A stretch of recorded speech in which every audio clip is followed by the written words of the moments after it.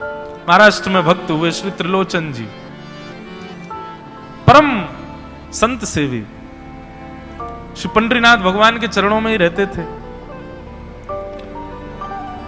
पति पत्नी दोनों निवास करते थे, उनके कोई संतान नहीं थी, इसलिए उन्होंने जीवन भर क्या नियम अपनाया कि जो भी धन आदि उनके पास था, जो भी वैभव था, उन्होंने वो पंढरपुर आने वाले वैष्णवों की सेवा में खर्च करने का उसका मन बनाया कि यहां इतने दर्शनार्थी आते हैं, सबका भोजन प्रसादी सामग्री हमारे घर में बना करेगी। तो श्री त्रिलोचन जी पंढरपुर आने वाले दर्शनार्थियों को घर बुलाकर के प्रेम से भोजन पवाते थे। और जितने भी दर्शनार्थी दर्शन करके पंढरपुर से जाते थे, वो अन्य संतों को कह देते, कहां जा रहे हो? बोले पंढरपुर जा रहे हैं। बोले भैया पंढरपुर जा रहे हो तो त्रिलोचन जी के यहां जाना, उनके यहां भोजन प्रसादी बहुत बढ़िया संतों के अनुकूल बनाते हैं। बड़ी ख्याति हो गई महाराज जी, अब तो जितनी भीड़ पंढरपुर विठल मंदिर में, उतनी भीड़ त्रिलोचन जी के घर के बाहर संतों की, दर्शनार्थियों की, सब प्रसाद पाने के लिए जाते। त्रिलोचन जी और उनकी पत्नी बड़े प्रसन्न कि इतने संतों की सेवा हम कर पा रहे हैं, ये हमारा सौभाग्य है। धीरे धीरे दोनों वृद्ध अवस्था को प्राप्त हो गए। दोनों वृद्ध हो गए तो अब इतनी सामग्री बना नहीं पाते, कोई सेवक नहीं था, स्वयं बनाते थे पति पत्नी मिलकर के।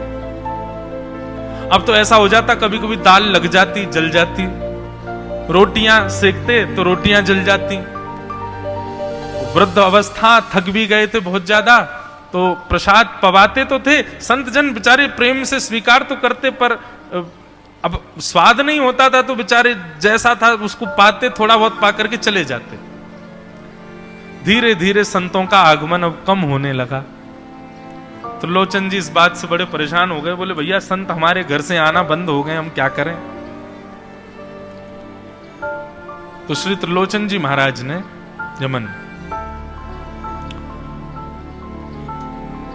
बाहर एक बड़ा सा कुछ होर्डिंग जैसा लगा दिया, उस पर लिख दिया कि अंदर कोई संत सेवा आदि के लिए एक सेवक की आवश्यकता है। अगर किसी के अंदर सेवा भाव हो तो वो आकर के भीतर संपर्क करे। बंधुओं, एक बात सदैव याद रखना, संत सेवा, ब्रजवासी सेवा, गौ सेवा, इन सब सेवाओं के प्रकल्प में यदि आप सेवक की कामना करोगे तो कहीं ना कहीं किसी ना किसी रूप में ठाकुर जी आएंगे सेवा के लिए। श्रीमद् भागवत में वर्णन आता है कि नंद यशोदा सब जगह जाकर के कहते थे कि गैयाओं की सेवा हो, ब्रजवासियों की सेवा हो, इसके लिए हमको एक लाला हो जाए। इसीलिए ठाकुर जी उनके लाला बनकर के आए, ताकि संत सेवा उनके यहां हो सके। त्रिलोचन जी ने बाहर लिख दिया कि भाई संत सेवा के लिए सेवक की आवश्यकता है, यदि कोई सेवा भावी सेवा करना चाहता है तो भीतर आके संपर्क करे। अब यह बोर्ड पढ़ लिया हमारे श्री पंडरीनाथ भगवान ने, और श्री विठल भगवान एक छोटे से बालक का रूप धारण करके त्रिलोचन जी के यहां पहुंच गए। त्रिलोचन जी के यहां पहुंचे, त्रिलोचन जी बैठे थे। बोले साहब जी, आपने बाहर लिख रखा है संत सेवा के लिए यदि कोई इच्छुक हो तो भीतर आके संपर्क करे, मुझे सेवा करनी है।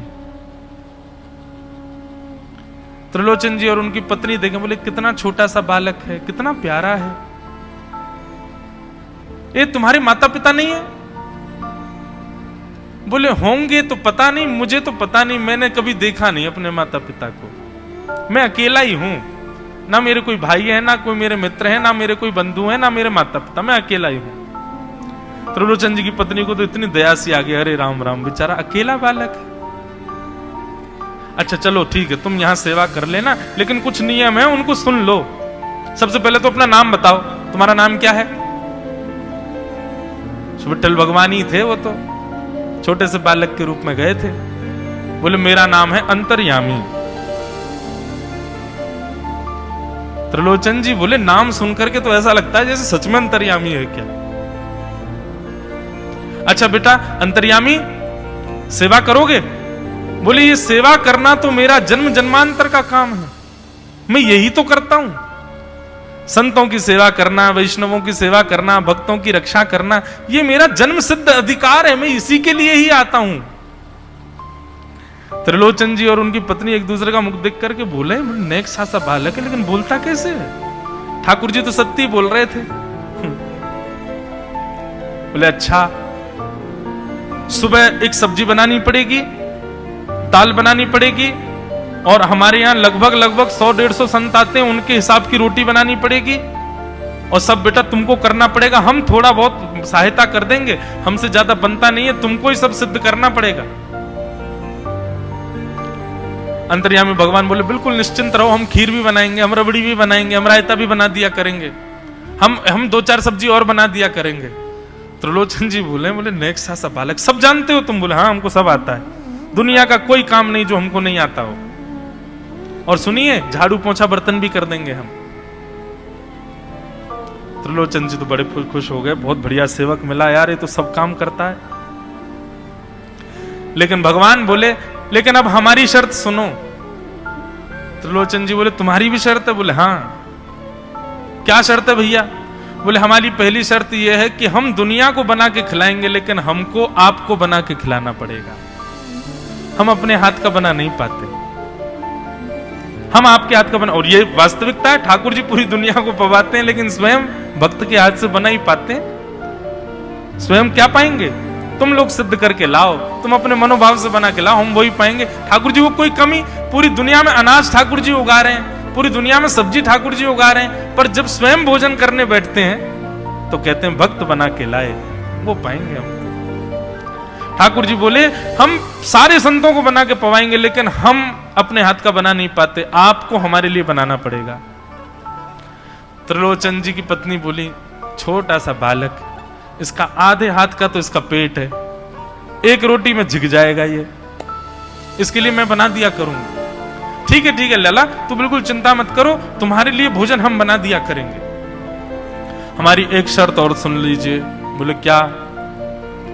हम कितना भी खाएं हमको टोकना नहीं कभी कि इतना क्यों खा रहे हो।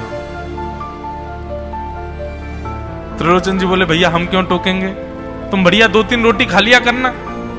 बोले 2-3 रोटी तो हमारी दाढ़ में छुप जाती है कहीं पर, हम तो प्रेम से पाते हैं। बस आप लोग ये नियम याद रखना, आप कभी ये मत कहना कि इतना क्यों खा रहे हो।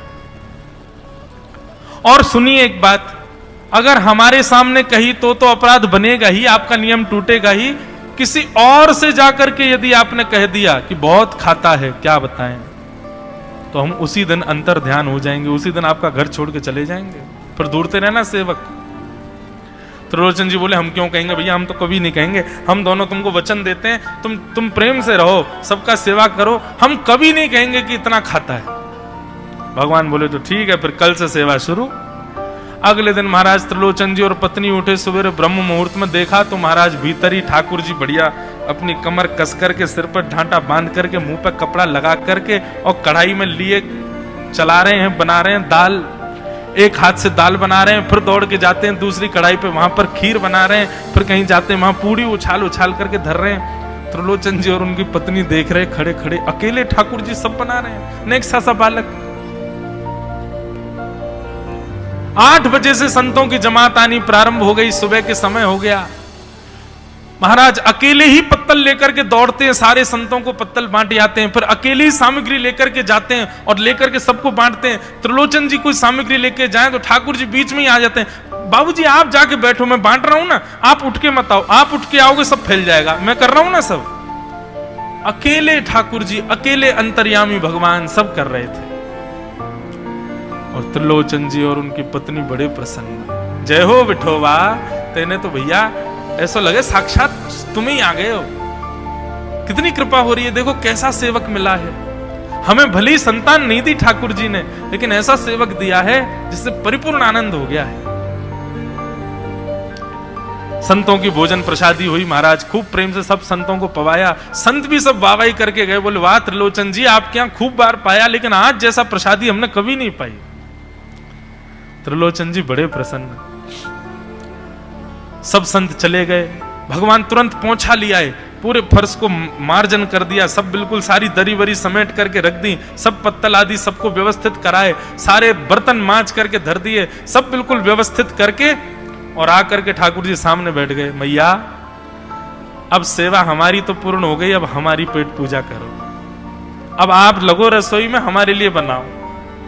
वो तो इतने भाव में आ गए, अरे मेरे लाला मैं अभी बना के लाती हूँ। सुंदर सुंदर सब्जी बनाई, सुंदर रोटी बनाई, सुंदर खीर बनाई, थोड़ी थोड़ी एक एक दोना, दो दोना मान लो सब्जी बनाई, दो दोना खीर बना दी, 10-5 पूड़ी बना दी, ठाकुर जी की बढ़िया थाली लगाई, थाली लगा करके सामने धर दी। अंतर्यामी भगवान बैठ गए, प्रेम से पाने लगे, पाते जाए महाराज, वो तो खाते जाए, खीर उठा करके पी जाए, सब्जी उठा के पी जाए, और लाओ मैया भूख लगी है, जल्दी लाओ। 10 की 10 पूड़ी एक बार में चट और लेकर के आई, बेचारी देती गई, 10 की पूड़ी और धरवा ली, फिर उनको भी पा गए। अब मैया ने इतनी सामग्री बनाई थी, बोले मैया भूख लगी है, जल्दी जाओ, आटा मारो, फिर से सेको, बढ़िया लेके आओ सामग्री, आपसे हमने कही थी कि आपको हमको पवाना पड़ेगा। नहीं बेटा तू बिल्कुल बैठो रे। अरे भैया मुझे तो लगी नेक्स्ट 100 पेटया, कोई तो कुआ है पूरा, कितना डाल दो भरे कोई ना। महाराज आटा मारते मारते शाम हो गई, शाम तक ठाकुर जी पाते ही रहे और खूब पेट भर के पाया। महाराज एक आसन पर अखंड 4 घंटा बैठ करके भोजन किया और भोजन करने के बाद ठाकुर जी बोले ठीक है सेठ जी, अब आओ, लाओ तेल ले आओ, आपकी नक मालिश कर दूं, आपकी नक सेवा कर दूं, आप थक गए होंगे।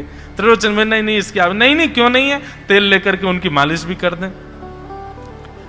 इस प्रकार चले। त्रिलोचन जी की पत्नी बेचारी पहले दिन तो कुछ नहीं बोली, दूसरे दिन भी कुछ नहीं बोली, तीसरे दिन उसके मन में आया, बोले ये क्या कर लिया हमने, सुबह जितना भोजन बनना चाहिए उतना तो ये अकेला ही पाता है, सुबह संतों का ये बना देता, पर शाम को इसके लिए जितना बनता वो संतों के बराबर ही बैठता है पूरा।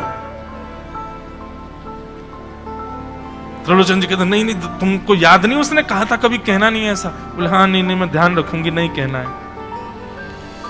लेकिन अंतर्यामी भगवान तो खूब प्रेम से घर के सारे काम कर रहे हैं उनके। महीना 1.5 महीना बीत गया, खूब आनंद से सेवा चल रही थी। एक दिन त्रिलोचन जी की पत्नी पड़ोस में किसी के पास बैठी थी, तो पड़ोसी तो होते ही हैं सब घर के बात बोलने वाले, उन्होंने कह दी, बोले कि आपके घर में तो आजकल बड़ी खुशहाली आ गई है। त्रिलोचन जी को देखा, चेहरे पे कैसा तेज आ गया, लाल लाल टमाटर जैसे गाल हो गए उनके। बोले अरे वो आया है ना अंतर्यामी सेवक हमारा, बहुत सेवा करता है, प्रसादी वगैरह सब वही बनाता है, फिर मालिश करता है उनकी, बढ़िया बढ़िया उनके लिए जूस निकालता है, बढ़िया उनको सब भोजन पानी पवाता है, इसलिए इस वजह से त्रिलोचन जी बढ़िया। वो त्रिलोचन जी तो बढ़िया हो गए, तुम सूख गई हो, तुम इतनी पतली दुबली क्यों हो गई, मेरा दुख कौन जाने। वो सबकी सेवा करता है पर अपनी सेवा मुझसे करवाता है। अरे छोटा सा तो है, ऐसे मटक मटक के जाता सब्जी लेने, हम तो उसको देखने के लिए खड़े रहते बाहर, कैसे बढ़िया लगता है। कई लोग तो देखने ही आते हैं उसको कि कैसे सब्जी परोस रहा है, कैसे पूड़ी परोस रहा है, कितना सुंदर लगता है। छोटा सा तो है, उसकी क्या सेवा करनी पड़ती है। अरे बहन तुम क्या जानो, 2, 4, 5, 10 किलो आटे की कब कब में रोटियां पूड़ियां खा जाता है चपेट करके, कोई पता नहीं चलती, पेट है कुआ है समुद्र है क्या है पता नहीं चलता है, इतना खाता है इतना खाता है इतना खाता है। 4 घंटे की समाधि पर बैठता है एक साथ, थाली नहीं थाल लगाना पड़ता है उसके लिए, इतना खाता है। जैसे ही कहा इतना खाता है, ठाकुर जी अंतर ध्यान हो गए। शाम का समय, त्रिलोचन जी रोज शाम होते ही बैठते थे, थोड़ी देर कुछ चर्चा आदि करते थे भक्तों की। त्रिलोचन जी ने बुलाया, अंतर्यामी, ओ बेटा अंतर्यामी कहां हो, जल्दी आओ, चलो शाम हो गई है, थोड़ी देर बैठे कुछ सत्संग करें कीर्तन करें। अंतर्यामी नहीं आए, पूरे घर में खोज लिया ठाकुर जी नहीं मिले, रसोई घर में खोज लिया ठाकुर जी नहीं मिले, पड़ोसियों से पूछ लिया नहीं मिले, सब्जी मंडी देख आए ठाकुर जी नहीं मिले, पूरा पंढरपुर देख लिया लेकिन ठाकुर जी नहीं मिले, सब जगह खोज लिया ठाकुर जी नहीं मिले। त्रिलोचन जी बड़े उदास हो गए, पत्नी से कहने लगे पता नहीं कहां चला गया। कहां गया होगा पता नहीं। देवी तुमने उससे ये तो नहीं कह दिया था कि इतना क्यों खाते? बोले नहीं नहीं, मैं तो कान पकड़ती हूं, मैं कभी नहीं कहती उससे। बोले किसी और से तो नहीं कहा था ना तुमने, क्योंकि उसने वचन दिया था ऐसा कहोगे तो मैं चला जाऊंगा। बोले हाँ, आज एक गलती हो गई, पड़ोसी के पास बैठी थी, उससे बात करते करते मेरे मुख से गलती से निकल गया कि अरे उसके लिए तो बहुत बनाना पड़ता है, 10 किलो आटा खा जाता है, इतना खाता है, तो निकल गया था।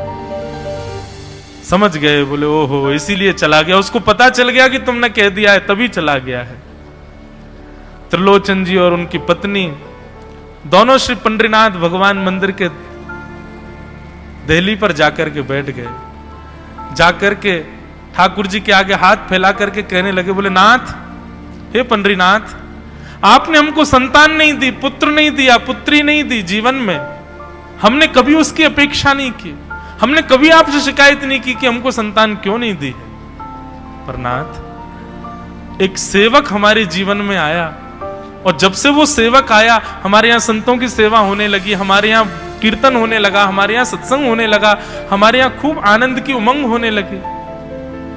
उस सेवक ने हमको आपसे और प्रेम करवा दिया। ठाकुर जी, हम आज आपसे दोनों भीख मांग रहे हैं, हमें कुछ मत दीजिए, आप भी मत मिलिए हमको इस जन्म में, लेकिन हमारे उस सेवक अंतर्यामी को हमको वापस कर दीजिए भगवान, वो जहां कहीं भी हो उसको वापस भेज दो हमारे पास।